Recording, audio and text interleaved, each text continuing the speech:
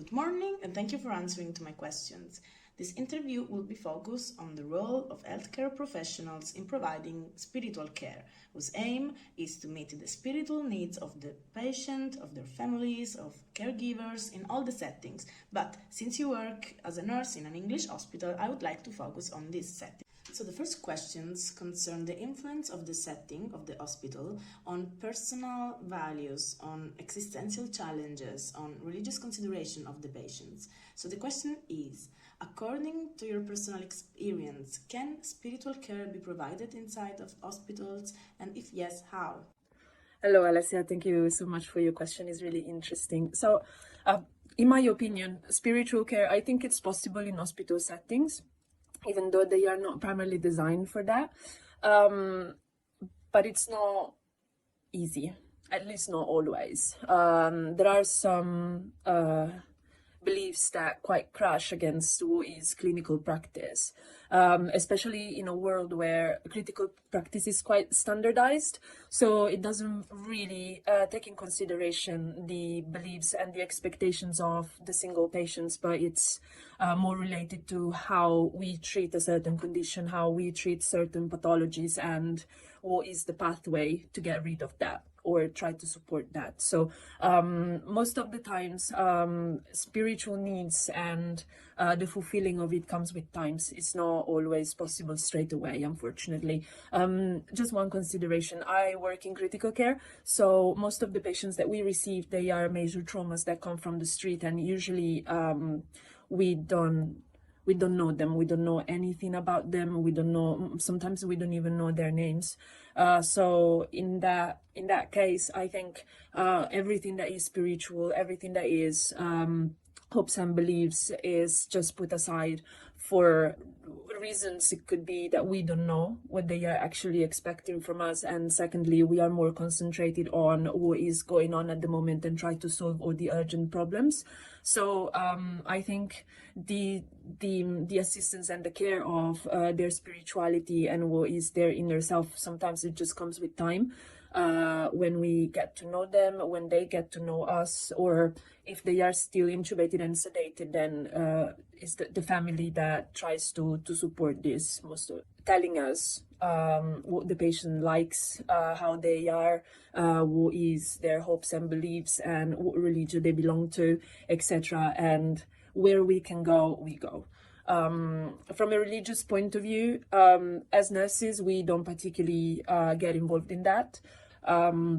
What we do is we can call a minister, and I'm quite lucky because London is a really multicultural and multi-religious city. So actually we have access to different ministers, and the majority of the patients that we take care of, actually they get the religious needs fulfilled, which is great. I'm quite proud of it, actually. What we do as nurses is more try to, as much as we can, give dignity to our patients and try to get to know them through, I don't know, music, or if they like reading, we have audiobooks, and if they like things done in a certain way, we can facilitate that. Example, for I remember I was taking care of this patient. It was a major trauma. It was sedated and intubated. It was quite young chap, and I met the wife, and yeah, actually the wife was telling me about him, telling me what he likes and what he doesn't like, and yeah, so we started talking about music. And she said to me that music is a huge component of his life on a daily basis. And she asked me if I could actually just put some for him. And it was a really nice moment because she provided me with a playlist of songs that he likes. And yeah, so I put this music for him, and I felt in that moment, I felt like I was taking care of the person rather than just the body, which is something that in critical care can be quite misleading, because yeah, it's quite rare that we we hear patients' voices, or we see facial expressions and everything, because unfortunately they are quite sick, and they most of the times need to be sedated and intubated. So at that moment, I just felt like I was not taking care of him from a physical point of view, but I was just do something for him as a person, which is always a really nice feeling. It doesn't happen every day, and it's a really fulfilling sensation when you're actually kind of like managed to know them to some extent. Allora, la domanda se ritengo che l'assistenza spirituale sia necessaria, faccia parte, diciamo, delle sfaccettature dell'assistenza infermieristica, la mia risposta è sì. Non solo per il tipo di percorso, diciamo, lavorativo che ho intrapreso e che vivo tuttora con un ospedale prettamente cattolico, ma anche basandomi su quello che le teoriche del nursing, tra cui nello specifico Virginia Henderson, ci danno come basi da un punto di vista infermieristica. Infatti Virginia Henderson ritiene che la malattia sia l'alterazione di uno di quelli che lei identifica come 14 bisogni, e in questi 14 bisogni c'è anche il bisogno comunque di spiritualità. Noi poniamo parecchia attenzione all'interno della mia struttura per questo tipo di bisogno, di questa attrazione, diciamo, laddove dovesse esserci, cercando di venire incontro anche comunque a religioni differenti, seguendo un tipo che seguono un tipo di dieta differente, oppure che hanno bisogno di un tipo di assistenza spirituale differente. All'accettazione del ricovero presso i reparti compiamo una scheda, una raccolta dati di natura infermieristica, dove lì anche viene evidenziata la necessità di assistenza spirituale e il tipo di credo religioso, per poter dare al meglio il tipo di assistenza a quel tipo di paziente, o se non meglio specificato, non meglio specificato. Nell'ambito del mio percorso io sono stata un'infermiera di oncologia per tanti anni, 4 anni, e lì comunque era molto attenzionato, diciamo, questo aspetto, sia nei confronti dei familiari sia nei confronti dei pazienti. Noi abbiamo comunque un parroco, diciamo, un prete della struttura che era associato al nostro reparto e veniva cadenzialmente per andare a far visita a quei pazienti che sapeva, oppure che noi gli indicavamo, che volevano comunque un'assistenza, volevano confessarsi, ricevere la comunione e oppure comunque in fase di fine vita, nell'accompagnamento al fine vita, anche comunque l'unzione degli infermi, al quale noi come infermiere assistevamo il prete, perché comunque essendo un ponte di comunicazione tra il paziente familiari e il prete stesso, se magari non era conosciuto. Ritengo quindi che nonostante possa avere dei pensieri discordanti in quest'ambito, però ritengo che comunque sia un tipo di assistenza importante, perché un malato, un paziente, un cliente viene strappato per un motivo o per un altro dalla sua quotidianità, dal suo nucleo familiare, dalle sue abitudini, che possono essere anche prettamente di natura religiosa, preghiera ogni sera, comunione ogni domenica, e si trova comunque in una realtà totalmente diversa. Il mio pensiero è che comunque più si sentono a casa, prima si guarisce, cioè prima si riducono queste alterazioni dei bisogni, come diceva la stessa Virginia Henderson. Noi è un tipo nell'ambito, ripeto, la realtà che io attualmente vivo, è un tipo di bisogno a cui noi badiamo tanto e attenzioniamo giorno per giorno, e anche mediante comunque il passaggio di consegne e nella nostra, diciamo, quotidianità. Quindi sono a favore nell'attenzionarlo anche in altre realtà. Per quanto riguarda questo, non mi è mai capitato direttamente, però so che esiste in realtà come figura anche qui nel Lazio, anche nei pronto soccorsi, e la realtà di un mediatore culturale anche da questo punto di vista, quindi quando abbiamo, essendo comunque l'immigrazione comunque elevata, oppure una città estremamente turistica, vi è la possibilità di questo mediatore culturale che ha questa funzione di interfacciarsi con magari persone di cultura e lingua totalmente diversa, che all'interno magari del personale non c'è comunicazione, e ha questa funzione anche dal punto di vista spirituale. Noi nel mio reparto direttamente non mi è mai capitato, però ho saputo che comunque per pazienti musulmani è stato fatto un tipo di attenzione, un tipo di richiesta differente. The second question is about humanization of caring in hospitals. You work in an environment which is full of emotions resulting from the suffering and the anxiety of the patients and their families. So the question is how important it is to promote an adequate nurse-patient relation, therapeutic relation, and respecting their customs and their beliefs. And the second one is during the pandemic, was it possible for you to remove the barriers by sharing an empathetic contacts with your patients? Yeah, talking about humanization of care. Again, I think hospitals in our countries, they are not meant to be humanitarian, because there are so many people that present with so many different conditions, and hospitals are really, really big, and they need to work, they need to crack on the job. I think sometimes we lose the human side of hospitals, which I know it sounds a bit paradoxical, but unfortunately, standardization is pretty much the normal basis of the practice. Nonetheless, I think in a setting like critical care, humanization of the assistants is easier,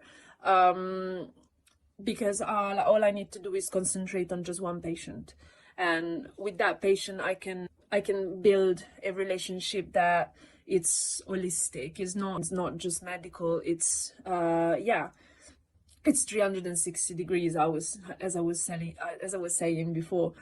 Even if the clinical practice is quite standardized, I think there is space for something else. There is space for a bit of quotidianity for the patients. Another thing that comes in my mind is patients, they say that they feel better if they are dressed in their own clothes, and it's something that we try to promote. So just instead of, when it's possible, of course, instead of using the hospital gown that makes you just say, a body has all the other bodies that we have in the unit.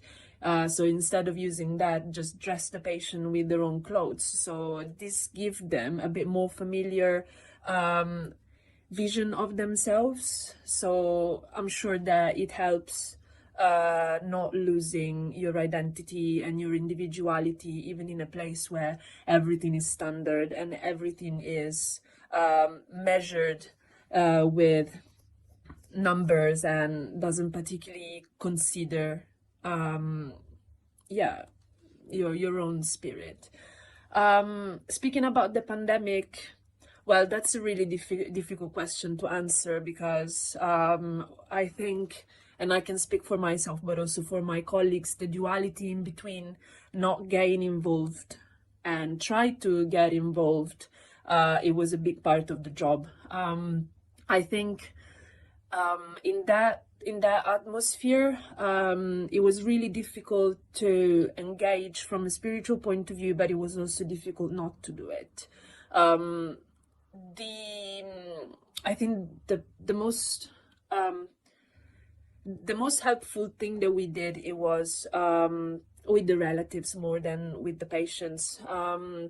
We were the only people that could just provide information and help so be the figure that nurses your body and nurses your clinical condition, but also that nurture your spirit and reassure you and give you validation. We were really good at doing that. We were really good in communicating with the families and try to get everything from them in terms of how can we help them getting better from a spiritual point of view. How can we make sure that they know that you are here and you think of them?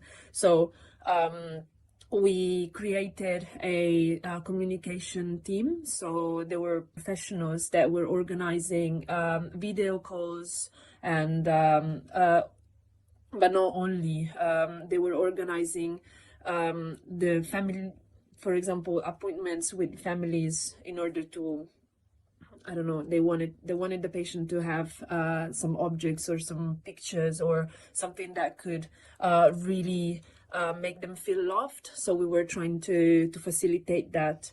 And I think it was quite beautiful to see at the bed spaces how many pictures and how many letters the patients were surrounded with. Letters from mothers, from fathers, from sons and daughters. It was really nice. Allora, l'umanizzazione della cura, sì, sempre il mio ospedale, che poi è la stessa struttura dove io ho studiato, vede una visione olistica dell'assistenza infermieristica, cioè il paziente, il cliente, la persona al centro di tutto e tutto intorno, cioè tu stai curando prima di tutto la persona, non la malattia, non il letto, non tutto. Io sposo tantissimo questo tipo di politica e sono anche a favore di una politica contraria, diciamo, alla mia azienda, che è quella del tu. Io ogni volta che comunque accede un paziente in pronto soccorso, in reparto, in qualsiasi posto, chiedo se posso dare del tu e chiedo il nome, in modo da tenerlo più tranquillo possibile, logicamente presentandomi, perché comunque giochiamo ad armi pari, per creare questo tipo di rapporto. E ho sempre creato un bellissimo rapporto con i pazienti e i familiari, perché entri comunque in tante dinamiche, perché loro ti fanno vedere i loro nipoti, i loro genitori, i loro figli, i loro zii, i loro cani, e si parla comunque anche del più e del meno, anche per distrarli da quelle condizioni che stanno vivendo, dalla malattia. Il reparto più forte che possa pensare è il reparto di oncohematologia, che ho vissuto, e quindi anche sei la persona che loro vedono di più e vivono di più.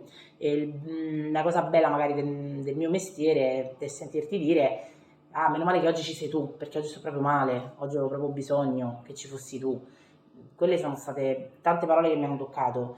E nel mio percorso pari anche comunque un po' a dover fare una corazza, perché fa male veder perdere tante persone di diverse età, e quindi io personalmente, chiamiamolo cinismo, ho sviluppato tanto una corazza per potermi estraniare, ma nonostante questa mia corazza cerco sempre di creare un legame con il mio paziente e i familiari intorno, perché comunque sono anche le prime cose che li fanno soffrire, li fanno star male, perché il loro pensiero va a loro, giustamente.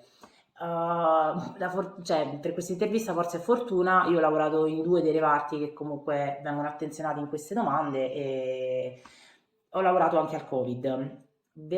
Allora, la scelta di andare al Covid per me è stata più in parte un'evasione da un reparto in cui stavo e non volevo, che era la terapia intensiva, ma non mi piaceva più di tanto come rapporto, come lavoro, e in parte per poter partecipare a questa grande guerra, diciamo, forse perché mossi proprio da un qualcosa nostro interno. Infatti mi sono resa volontaria per entrare nel reparto Covid e sono stata nella subintensiva respiratoria del reparto Covid. Come comunicare? Ci si riesce, cioè riesci a creare un legame, nonostante la fretta, nonostante il sudore, nonostante la fatica, nonostante i sensi alterati, e nonostante tutto, i tuoi occhi parlano. Io sono rimasta inginocchiata vicino a un paziente per un quarto d'ora, 20 minuti, perché aveva difficoltà a respirare, ci eravamo appena lavate, avevamo fatto un po' di mobilizzazione, e semplicemente a stringergli la mano. Sono rimasta lì un quarto d'ora inginocchiata, rinunciando a parte della mia pausa. Per me è questo, cioè il nostro lavoro è anche questo. E anche lì riuscivamo a garantire un tipo di assistenza di natura spirituale, e il parroco comunque entrava per garantire i bisogni di cui avevano, scusate il gioco di parole, cioè per supplire ai bisogni delle persone, cioè ricoverate. E interveniva la domenica nei momenti sempre delle unzioni, e con sempre personale infermieristico presente, diciamo, preparato per tale attività. E forse c'era necessità in questo periodo, chi forse ha sofferto magari di più, anche chi era fuori, che non ha potuto vedere i propri familiari, i propri parenti, quindi anche combattendo contro questo mostro sacro, quindi non è riuscita a vederli, a capire, quindi il Covid rimane un fantasma che fa paura ancora a tutti da questo punto di vista. Però ritengo che se uno ha l'attitudine e fa l'infermiere con la I maiuscola, si riesce e torni a casa anche tante volte con il sorriso, oppure con le lacrime perché hai perso un paziente, ma hai fatto il possibile e sei stata vicino anche stesso alla famiglia, alle persone.